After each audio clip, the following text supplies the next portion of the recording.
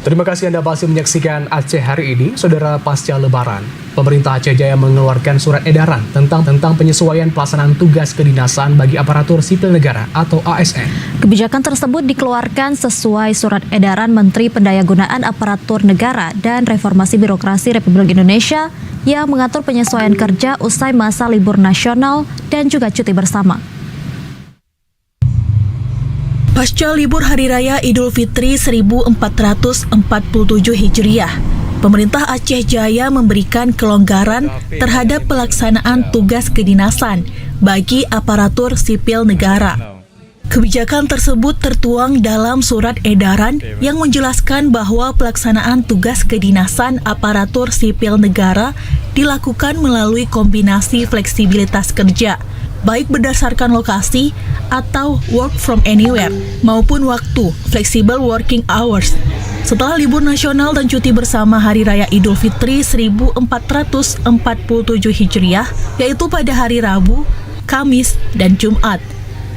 Kebijakan ini merupakan tindak lanjut dari surat edaran Menteri Pendayagunaan Aparatur Negara dan Reformasi Birokrasi Republik Indonesia Nomor 2 Tahun 2026 tertanggal 9 Februari 2026 yang mengatur penyesuaian sistem kerja ASN pada masa libur nasional dan cuti bersama, termasuk Hari Raya Nyepi dan Idul Fitri. Penyesuaian ini dilakukan sebagai langkah antisipasi terhadap tingginya mobilitas masyarakat selama dan setelah periode libur panjang Lebaran yang berpotensi memengaruhi kehadiran pegawai serta kelancaran pelayanan publik. PLT Sekda Aceh Jaya, Masri, menyampaikan, Bupati Aceh Jaya melalui surat edaran menegaskan seluruh Kepala Satuan Kerja Perangkat Kabupaten atau SKPK memiliki peran penting dalam mengatur implementasi kebijakan ini di masing-masing instansi.